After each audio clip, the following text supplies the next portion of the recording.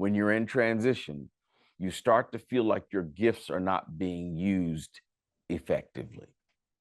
You start to feel like there's gifts in you. And I ain't talking about gifts that you think you have that nobody else sees, but I'm talking about gifts that are real, abilities that are real, world-class, cutting-edge abilities that you have. You oftentimes feel like those gifts are not being used, and that even the good that you're producing is not really appreciated. Now, listen, I'm not trying to throw shade on other people, and I don't want you to let your mind go to other people.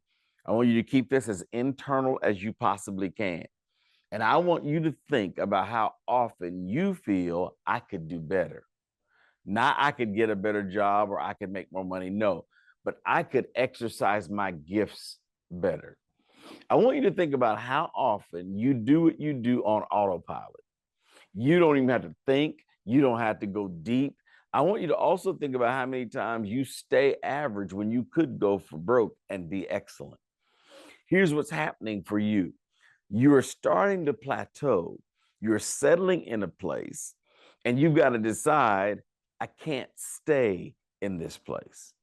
I'm not talking about your marriage. I'm not talking about your house. I ain't talking about your church. I ain't really even talking about your job. I'm talking about this place that you live in internally, that you stay in a place that you could do better. There's more to you than that.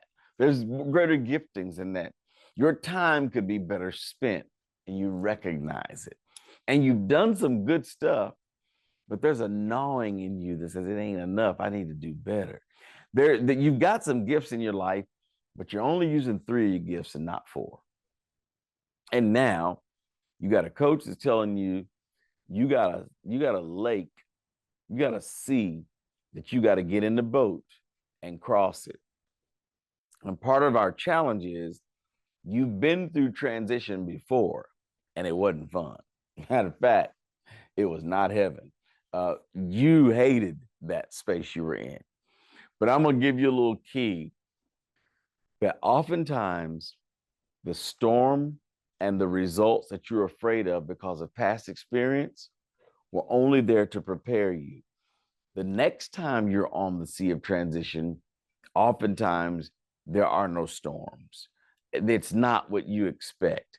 Matter of fact, I want to caution you about not making moves because you dread something. Because normally what I found in my 64 and a half years of living is that usually the dread is worse than the thing itself.